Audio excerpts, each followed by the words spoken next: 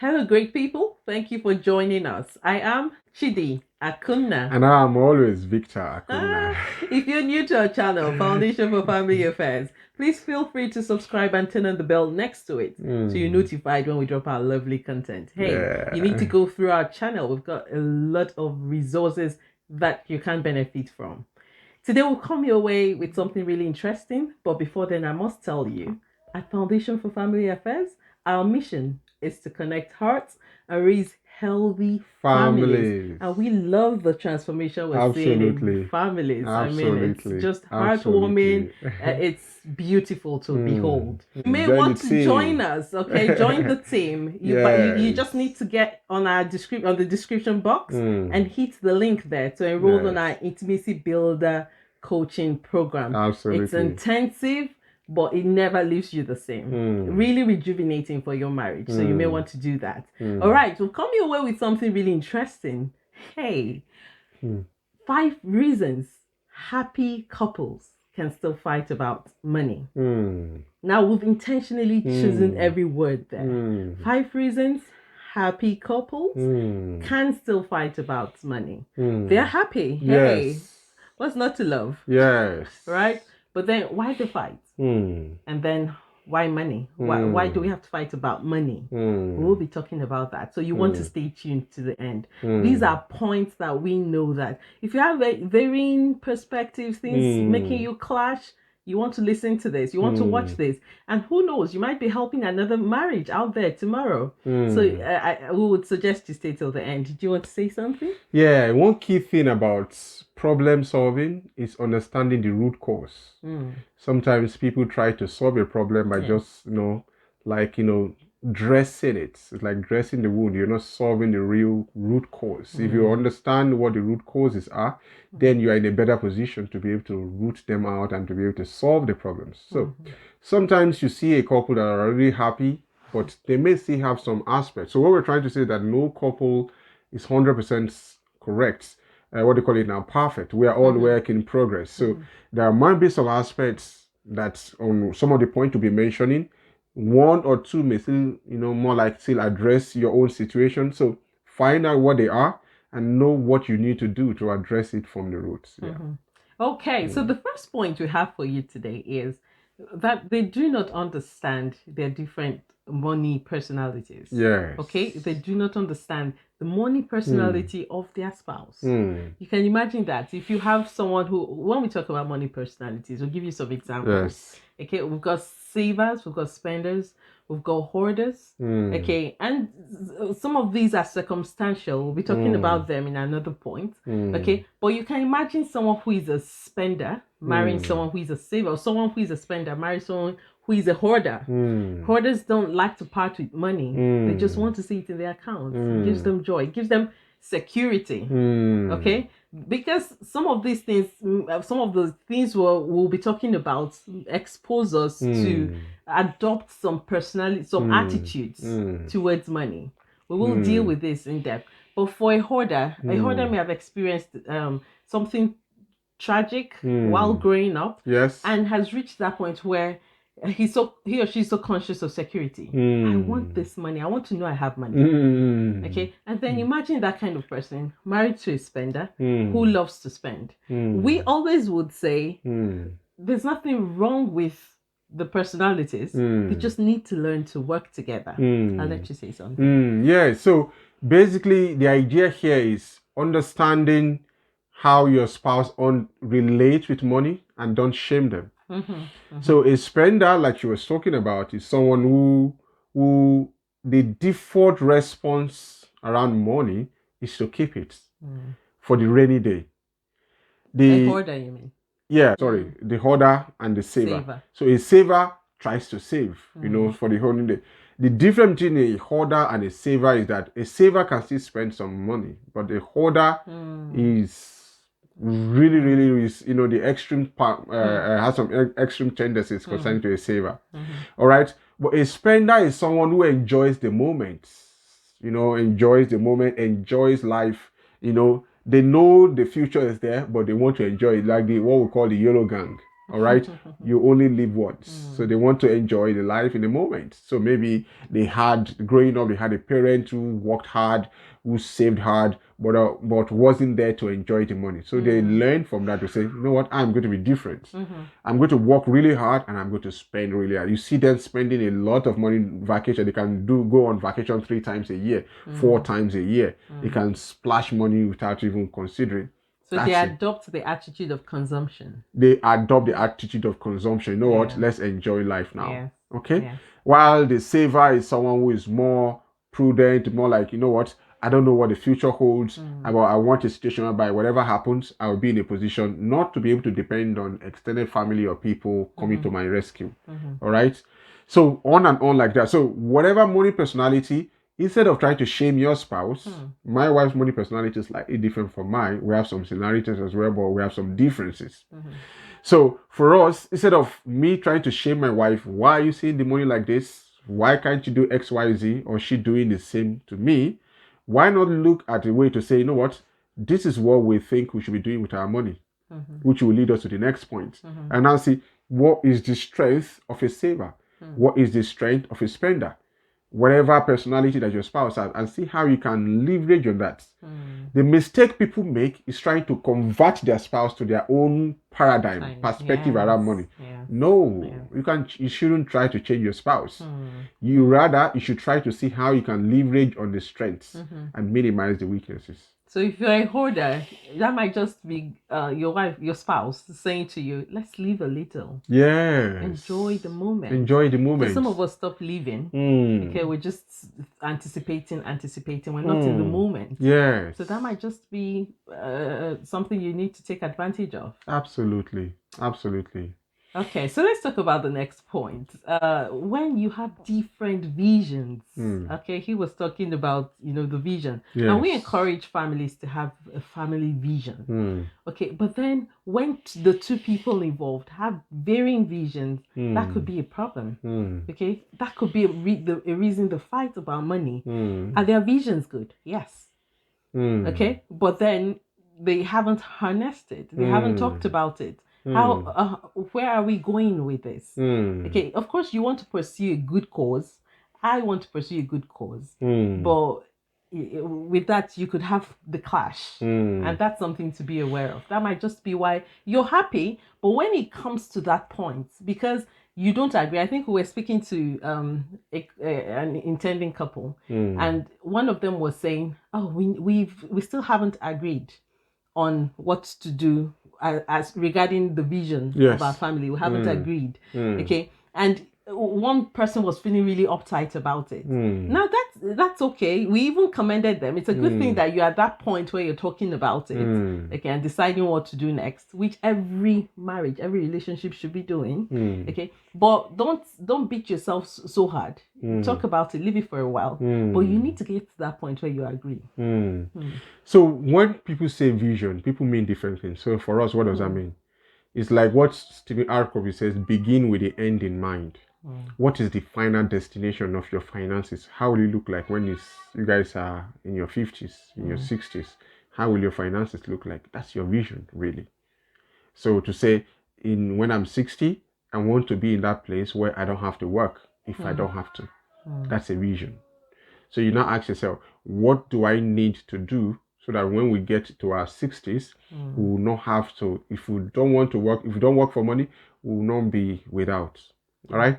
Okay. Our plan is we need to begin to invest in real estate. Okay. What type of real estate? Do you want to do buy to let? Do you want to do flip? Do you want to do HMO? All right. So you now begin to come up with a strategy of what you want to do.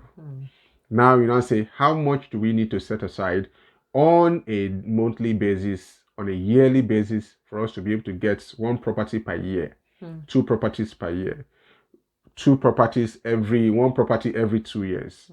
What do you want to set in plan? So a vision puts a demand on you to create step by step what we call a plan. You see, so the challenge here is when one person has a vision of, I want to retire wealthy and comfortable, the other person thinks, don't worry, government will sort us out. We'll have very rich children. Let's just raise these children so they will look after us. Now, We have two different visions. Sometimes people may have the same vision, but they have different plans or different steps on getting there. So they can also, so now the problem, the disagreeing is not the problem. Not moving past your disagreement is where the problem is. So if you disagree, it means both of you have opinion. I would rather have a wife that will disagree with me than have a wife that will say yes, yes, yes, but will never commit to any plan because she doesn't feel that this is our thing. It's like, it's your plan. Okay, you go and execute. No, I don't want that kind of, I want a team. So you rather for her to say what she does not believe so I can have time to convince her and also listen to her own perspective because nobody knows it all here. That's right. All right, so we can improve things. So vision is so critical. You have to define where you want to go. When people don't have a unified vision, people do their own thing. Now, this is why you see some couple who earn a lot of money as a joint, as together probably $200,000 they earn, but they are unable to achieve much. And people who earn just a little, about maybe $95,000, are doing much more, 3 times what they are achieving. Why? They're able, these other ones are able to discuss and synergize. That is, they are leveraging on synergy. And while these other ones are just doing their own thing. So it's not about the money that comes to your hand. It's about you, what you can do with the money that is coming to your hand. And I'll say this finally on this point, which is what Dave Ramsey, one of the financial gurus, say. That your number one wealth producing asset is your income. Your number one wealth building asset is your income. In other words, it's the money that is coming in that is your primary source of wealth creation. So if you are this, minimizing or what they call it now, taking for granted the income coming, you are thinking something in the future that you don't have, you don't own, is based on probability. No, something is not right. So start from what you have, where you are, and begin to build wealth. Yes, map out the way forward. Okay, so the next point we have for you is different backgrounds. Yes. That's obvious, isn't it? Yes. But then when we go deeper, it's very true that we've come from different histories. Okay, and this is something we must align our values on. Okay, because our histories sometimes impact us so much that it then takes a life of its own in the marriage. The example you gave at the start, when you're talking about people who were probably impacted growing up, they saw their parents, struggle to make it. For that kind of person to come into marriage with someone who probably was exposed to a lot of affluence. Now you're in that marriage and your attitude to money, which you have adopted by reason of your background, now begins to cause a lot of friction in the marriage. Now, when we're talking about attitude, I think we talked about consumption. For spenders, they like to, they're prone to, take on the attitude of consumption. They want to just spend, not a bad thing, but it should be managed. Okay. Then we also have the attitude when we're talking about hoarders, and savers, some savers, security. They have the attitude of security. They just want to know that there is money. If you look into their history, it may be that at some point their parents were exposed to wealth and then something tragic happened and they lost all of it. So they saw themselves enjoy money for a period and then they were at that point where they needed help from extended family members and what have you. Really, really bad feeling for them. So they just want to know that I have money. That's security which comes with it. And there are some people who believe that money should be used to get more money. Okay, we need to grow the money we have. So you can imagine for somebody like that, you're speaking the language of security. The person doesn't get it. Come on, let's get this money out so we spin it and make more. Okay, but sometimes it could be fatal as well because we've seen it where some people who always have that disposition are always starting businesses. Oh, it doesn't work, and then the next thing they're saying to you, oh, I just need more time. Okay, or I've just gone for this course and I tell you something big is coming. time. There's always something in the future. So with that, it could be a reason for fight in the marriage, because the other person is thinking, I need some security here. Every year you're telling me we need to extend, we need to grow this money, and I can't see signs. Okay. And then of course there are people who we know adopt the attitude of service. They want to serve everyone. They are very philanthropic. Okay. They want to spread the love, take care of people. And sometimes the tendency is that they forget themselves, they forget their family. Okay. Sometimes it's to their family suffers for it, which is unfortunate. Okay, so when you see this play out, it's obvious. They have the best intentions as a couple, but they will quarrel, they will clash at some point. So you can have very happy couples who see quarrel about money because their background influences how they view the world, how their world view around money. Money itself is amoral. It's neither good nor bad. All right. It takes on the character of the person who's holding it. Okay. So it takes on your character. It takes on your priority. It fulfills your priorities. That's what we're trying to say. So in this situation, your background, seeing your parents fight and quarrel about money, your background, how they think. For example, one of the examples you gave, kind of similar to my story. My parents were well-to-do, and then for some reasons, maybe some errors or something, they lost substantial part of their money. So myself and my younger brother were sent to some extended family to live with. That left an indelible mark on my mind that made me make some conscious decision to know what, I'm going to take my own financial destiny into my own hands rather than relying on somebody or people that you can't really determine, you can't control how they handle things. All right. So that set me on a trajectory and a journey to self-development, financial independence, financial knowledge, and on like that. So what we're trying to say is that the background will have a massive impact. Yes. However, you can also have you can also make your own decision. So for example, you might be in a situation by your parents were not well-to-do, they didn't really teach you financial knowledge, but it doesn't mean that it determines your future. You cannot say, you know what, I didn't learn this, but I am now responsible for myself. Going forward, I'm going to go out there and learn from mentors. Find out the people that are multi-millionaire and find out how do they think. How do they manage money? How do they manage their time? How do they invest? Begin to ask these questions. Some of them are packaged in books, all right? Many books out there by Dave Ramsey. There's a book by Anthony Robbins, I think Money Master Plan or something, Money Mastery. Get some of these books. Get The Richest Man in Babylon. Tells you how to begin to save gradually. Richest Man in Babylon. Get the book on Think and Grow Rich. All right. There are so many of these books that teach fundamental principles. The Millionaire Next Door is another powerful book. Rich Dad Poor Dad.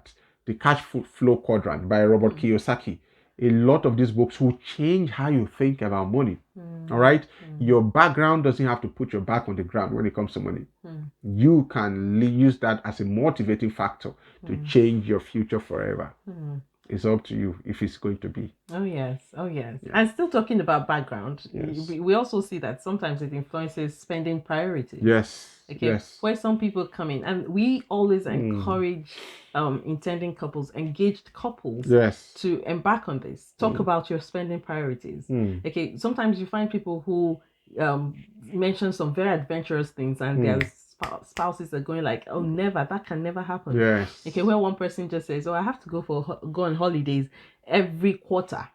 Okay, that's been my exposure, that's been the life I know. And the other is thinking, no, with the plan we have on ground, we can't afford for you to do that. Yes. You see, or one person thinks, every 2 weeks I should spend the weekend in a hotel. Okay, and the other person thinks this is very absurd. How do people live like this? Okay, but just the influence your background can have on you. But what we're trying to tell you today is you can walk around these things. Yes. But they must be discussed, okay? And in discussing it, like you were saying earlier, you need to take on board the needs of all the parties involved. Yourself, your spouse, your wife. If you have children, you take on board their needs. What do they need at this point? Absolutely. It is possible that by the time you both critically objectively look at the needs on ground, you might get to that point where you say, oh, okay, because of the needs of our children, we cannot afford to do this. And then you cut back a little, but that does not mean that you make the other shrink. Okay, but I'm sure with some understanding, you can reach a reasonable agreement. Also, be very open to being flexible. Or I don't say this is what, like she said, don't, this is how what I know, and then you are inflexible. No, you have to be able to adapt based on the need of the moment, so that you can, pay now and play later kind of scenario. Okay, so the next point you have for you is personal development. And this one is very critical because sometimes you see people who are very big on developing themselves. So you were talking about going for knowledge. So they go for books, all of the wonderful books you just listed. Some people would have listened to this and they're already shopping on Amazon, like, oh, where can we get these books? Okay, and the other spouse doesn't think it's necessary, or thinks, why are you spending all this money on these books, all these resources? Why do you keep buying? Let's live life, like, but they forget that life must be lived intentionally. So when after some time, it then looks like there's a lot of mental gap between both of them, especially around the issue. We're talking about the subject of money now. Yes. Okay, on this subject, it then looks like there's a gap. Okay, we agree on every other thing, but when it comes here, one is saying A, the other is saying Z. That's a massive like, Chinese wall. On? Self-development is so powerful. It's I think I can't remember the name of the man that has this quote. It says that the literate of the future is not only those who cannot read or write, but those who cannot learn, unlearn, and relearn. All right. So no matter what you've been taught while you were growing up, in your background, what you viewed around yourself, you must be willing and able to develop yourself. All right. You are in a raw state. Any area where you're struggling means that you have insufficient wisdom in that area. When you get knowledge, the right knowledge, you apply it, you are going to gain victory in those areas, okay? So any area, maybe financially you are still struggling, you lack wisdom in that area. You need to increase the amount of wisdom by interviewing mentors, reading books, researching, applying, and growing and reviewing and reflecting. You will definitely get better. All right, so that is one key reason why I like what you said, by people begin to mentally grow apart. So you see one person trying to build the income, growing the income, and one person is just squandering, right? Because he or she does not understand the effort this person is putting in. All right, I think someone said investment in wisdom pays the best dividends. And I think it was I can't remember, Benjamin Franklin, that says, empty your wallet into your head and your head will fill your wallet with money. Okay, once you spend money to develop this guy will fill your pocket with money. These days people don't work. It's not the person who works hardest, who is you see all over the place, that is generating the most money. It's people who have the right knowledge. Is the new gold. All right, people who have the right relationships, who have the right knowledge, who know how to sustain relationships, who know how to build, get the right knowledge and sell the right knowledge. They are the people who are generating the real gold. You don't even see them. They don't make a lot of noise. What do you call his name now? This owner of Tesla is the richest man in the world presently. What exactly does he make? He came up with innovative ideas to produce cars that's efficient, and that's one of the reasons. And so many of these other companies, innovative ideas, same concept of cars that have existed, just introduce something new to it that changed the way it's looking like, and it's now the highest seller of from green cars. I've forgotten what they call them. All right, cars that don't run on fuel, if you understand what I mean. Yeah. That's what I like. So let's take the last point. Okay, one spouse does not follow through on commitment. That one is very serious as well. Does not follow through on commitment. Everyone loves commitment, isn't it? We've reached an agreement on what to do going forward. Imagine when one person doesn't follow through. The person might have good intentions, okay, but the fact is that it's not amounting to anything because you're not following through. So if we have agreed that we will save this X amount of money every month, and then one person thinks, this month I think we've really done well. The past it's June now. We've done well the last 5 months. Come on, let's live a little. And without maybe waiting for the other to be okay to catch up with, you know, your new agreement, you just go on and spend more. Okay, that could really cause a lot of problem. It could be a clashing point in the relationship. And then when it becomes too frequent, of course, what do you expect? What I was trying to remember earlier was electric cars. Electric cars. So the final point we're talking about here is not see, trust is one of the key pillars of a relationship. And one of the things that builds trust is when you make commitments, you know your spouse will not break that commitment because you arrived at the commitment together. Not when we have agreed that we're going to keep this money because we want to buy our first property, and then the person just goes behind you and withdraws a substantial amount, and because you know that he's going to get angry and then you'll be fine anyway, or she's going to get angry and she'll be fine anyway. That action, it's not about the £5,000 that the person withdrew. It's the betrayal. All right. What the person breaking that commitment is a weighty thing, and that's one of the reasons why happy couples can really they quarrel about money, and because we agreed about this, we settled about this, we're on the same page. I did not just compel you, I did not coerce you. We arrived at this conclusion because this is what we want to achieve in the next 15 years. And then you do this without my consent. That is something that stabs at the heart of intimacy in any relationship. So don't be that person who will do that. Talk through everything. And don't be the person that bullies your spouse into agreeing to something. If they have not agreed, wait and talk through it. Build that culture into your family. All right. It will take you longer. That's what happened for us. All right. It might take you longer, but once you are on that page where you come to trust each other, your progress will be so fast because you don't have to double check everything with each other, because there is a level of trust that will be consistent. All right. So, but at the beginning, we have to talk, convince, this is what we're doing, this is what we're doing. But the moment you get on board, everybody knows you. They know, of course, you keep communicating the vision as you go along, but people know the whole big picture. They have the big picture in their head. For example, in our own personal lives, there are things that we are doing right now that, if not that we are on board together, we will not be able to do them. Definitely will not be able to do them. So by us committing to little things, okay, we want to get this done, we did it together, we're like, wow, this is nice. We set a bigger target, we did it together, this is why. That's how we're able to do. Just keep moving. Every year is never like the previous year. Why? Because we keep our commitment to each other. So critical. Very critical. Very, very critical. Yes. Okay, we have mentioned 5 points. You may have other points you think we haven't mentioned. Please feel free to share them in the comment section. And we really mean section. this. Yes. I know. Okay. And now is the time we invite you. If you're yet to subscribe to our YouTube channel, please do subscribe and turn on the bell next to it so you're notified when we drop all this wonderful content. Okay, and feel free to share this video. If there's someone who's come to mind, you think, one point he or she will benefit from one of the points we've talked about, or people who are considering marriage, okay, and they haven't yet decided. You may want to share this with them.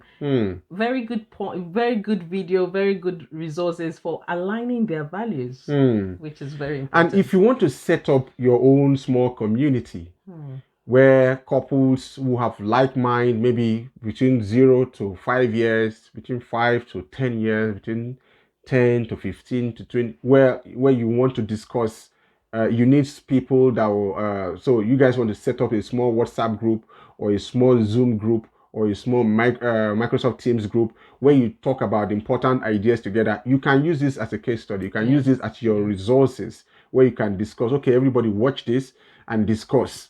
If you want us to be on board and partner with you to help you set this up, let us know. We are more than happy to help you. We've done that for many people setting up their own dreams as well. So holler us. Our contact is on the description box. Yes. Okay, so until we come your way again, it's goodbye from us. Bye-bye.